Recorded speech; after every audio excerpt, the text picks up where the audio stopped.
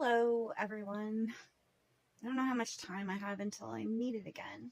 So this is most likely going to be in parts. So let's consider this to be part one. To all my subscribers on TikTok and Rumble and YouTube, maybe you've been wondering what I've been up to. This has been a really incredibly tough last few months. I haven't even been able to update you on my mom's progress because it was just, let's just say I learned a lot about the health industry and the medical association that I wish I could unlearn, but actually I'm just gonna use it as a warning for the future and maybe even warn you about it. UVM Medical Center basically swallowed up all of the other like specialty centers in the area. So they own it all. And they have a very interesting way of doing things when you're in the hospital. They have a team of doctors. Not only that, but it's a rotating team of doctors. So you're talking to a new team and group of doctors every single week.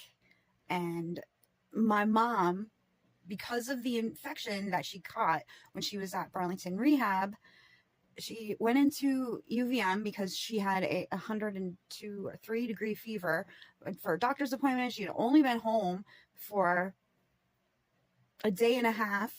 And I'm waiting in the waiting room, and my mom's doctor comes out to tell me that the ambulance is coming and that my mom has a fever. And I'm just like, are you kidding me? We just got her home. And this is back in, this is back in July, I think, or maybe even June. I don't know. I just know that because of the infection, they kept trying to tell us that they didn't know the origin of it. This is UVM Medical Center.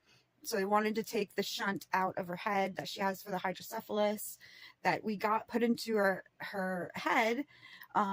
Geez, back in like June. My mom literally had like 3 brain surgeries in 2 months. And the first time that they did the shunt, it was not successful. She gradually got worse and worse, very shaky, agitated, balance bad, just cognitively falling apart. So my dad had to bring her back in, and the doctor suggested that she get a shunt revision. And apparently these are very common. So she gets the shunt revision, and I think I'm just rehashing this for maybe the people that don't know. But she got the shunt revision, and then she needed to recover at Burlington. Well, she didn't need to recover there, but that's where they sent her to Burlington Rehab, which is where she got her infection. Now, we're dealing with the infection that we found out at the doctor's office once we were finally able to bring her home. And I kid you not that my mom was in the hospital in and out of consciousness, with rashes, with anything that you can imagine that could potentially kill her, for 2 months, bedridden for 2 months. They kept giving her medication that she's really sensitive. She doesn't have a normal system. She was in a car accident many years ago, and her system isn't the same as everybody else, and she's really sensitive to all side effects and medications. And we told the doctors that, and they did not care. They did not listen. They almost killed her like 3 different times. The medication they gave her for infections she was allergic to. The doctor literally said, oh, well, there's only one other person that had a reaction like that in this whole hospital. I kind of feel like we warned them about that, and it did not seem to matter. So we did everything that we could, diligent research. My dad and I are literally looking at her chart every single day going, what are they doing to her today? How many tests are they going to give her today? I swear to God, they did not care about my mom's welfare. I think they just wanted to like learn from it or something. What did they care? If they killed her, like, we don't have the money to get a lawyer to sue them. And we found that out because they basically broke her. And I mean, we got to the point where they took the shunt out, but before they took the shunt out, she was having trouble swallowing her food. So they wanted us to use a feeding tube, and I kept saying no. Well, guess why she couldn't swallow? Because she was having yet another allergic reaction to some medication that they gave her. Oh, and they gave her morphine, like a lot of morphine. knocked her out for an entire weekend. They're like, whoa, we don't know why your mom's health has slipped. We told you, no opiates, no morphine. Please tell us when you're trying new medication. Oh, and right after she got her shunt taken out, so we never really got to find out whether or not the shunt revision even worked. Oh, and it turns out that infections are like the most common problem that people have from when they get the shunt. It happens it happens up to a quarter of the time that you get the shunt. That's not something that the doctors tell you. The doctors told my dad that it was like a 5% chance of adverse effects from getting the infection. No, that's not true. After I did my research, I found out, and this is like over a decade old paperwork saying infections are common. They're the most common. And revisions for shunts are probably more common. But it's been a nightmare, and I haven't really been able to talk about it because it makes me have to like relive it. And why am I talking about it now? Well, it's therapeutic. It's a video diary. Maybe I can learn something from this.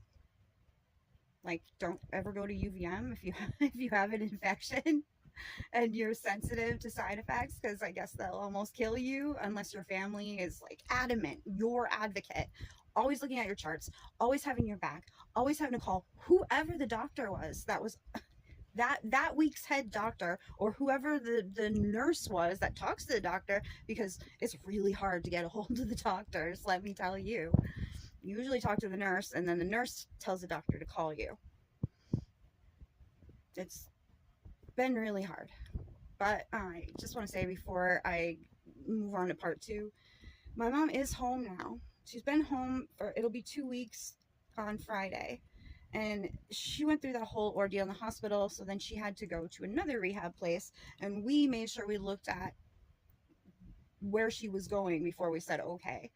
And it was Green Mountain Nursing Home and Rehab, and I think they're in Colchester, Vermont, and they were really good. There was only so much they could do to help her, though, because she's like literally not mobile. She was in bed for over 2 months, and you know, she can't walk, partly because of the atrophy in her muscles, but also because she's terrified of falling, which is something we didn't have to deal with before. She wasn't scared of falling, and now she is. And